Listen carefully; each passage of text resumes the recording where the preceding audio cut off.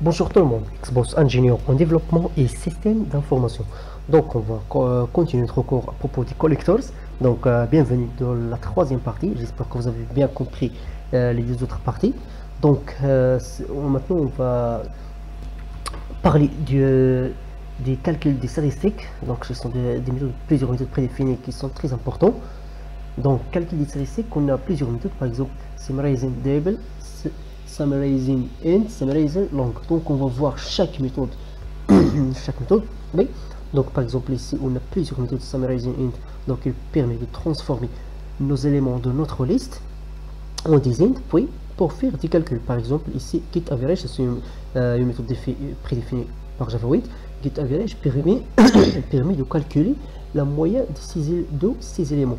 Mais en premier lieu, on a transformé nos éléments en des int. Donc voilà, notre élément, il faut rester.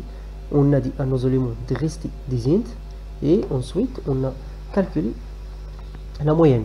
La même chose ici. On a dit à nos éléments de rester des int. Par exemple, si on veut, on a des éléments qui sont des int et on veut des éléments la moyenne des éléments qui sont des double.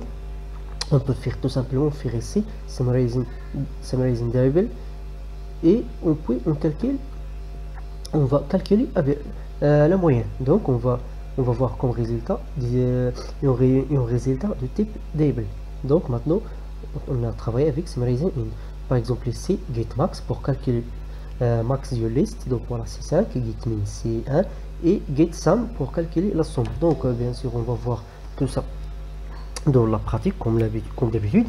Donc on va aller vers notre Eclipse pour pratiquer un peu et pour voir comment ça marche tout ça. Donc voilà, on va aller vers notre Eclipse, par exemple statistique ou bien n'importe quel nom, juste pour organiser notre code pour être plus lisible. Donc par exemple on va supposer qu'on a une liste 3 et on va appliquer ça à notre liste, par exemple une liste 3 qui contient ce nombre. Donc voilà par exemple notre liste. Donc on veut par exemple calculer la moyenne de notre liste. Donc il faut faire tout simplement quoi? Par exemple moyenne est égal à quoi? Est égal à notre liste point stream point collect, toujours parce qu'on est dans le corps des collecteurs point quoi point summarizing int a. Donc comme résultat, j'ai déjà expliqué ça dans les anciennes vidéos, point get average point virgule tout simplement. Donc voilà, on a calculé la moyenne, donc la moyenne est m. Donc on va voir est-ce qu'il a vraiment calculé la moyenne ou non. Donc la moyenne est 2,5. Oui, donc c'est la moyenne. 10 divisé par 4 c'est 2,5. 2,5 plus 2,5 c'est 5. 5 plus 5 c'est 10. Donc on va voir d'autres méthodes pour aller un peu plus loin. Donc par exemple on veut calculer le nombre des éléments de cette liste. Donc il existe une méthode très simple, on n'a pas besoin de faire ni for ni while ni do while. Donc on a get count. Donc et on va afficher le nombre de nos éléments. Le count, et c'est très simple. On a vraiment diminué le nombre de nos codes, donc on a 4 éléments. Donc par exemple on veut par exemple savoir quel est le max de liste.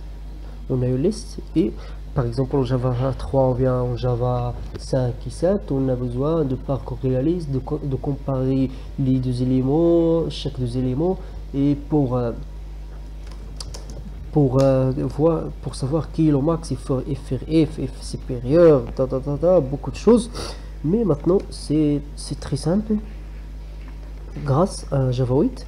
Donc voilà, une seule ligne et on a calculé le max de notre liste. Donc le max est 4. La même chose pour calculer le min, c'est très simple, des méthodes prédéfinies, get, min, tout simplement.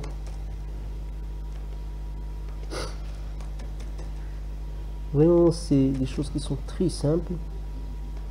Ici, max, ici, min. Donc j'espère que vous avez bien compris ça. C'est très utile de pour des grands traitements. Vous avez bien, vous serez une star en Java. Par exemple, parce que les choses les très importantes, c'est d'écrire le minimum de code. Donc, utiliser un Java 8, tu peux écrire le minimum de code par rapport à vos camarades qui utilisent Java 3, ou bien Java 5, ou bien Java 7. Tu peux écrire vraiment le minimum de code. Par exemple, si votre camarade a fait 10 lignes, tu peux faire juste 2 lignes ou bien 3 lignes. Donc, c'est très important pour la performance de notre programme. Donc, pour calculer la somme, on a ici une méthode qui est prédéfinie. On n'a pas besoin de faire ni effort, ni n'importe quoi. C'est get sum. Et ici, sum. Et ici, la somme. La somme est. Et voilà, donc la somme c'est 10. Donc 1 plus 2 c'est 3, 3 plus 3 c'est 6, 6 plus 4 c'est 10. Donc j'espère que vous avez bien compris ça, c'est très simple mais c'est très important, vraiment c'est très important pour la performance de notre logiciel ou bien de notre programme.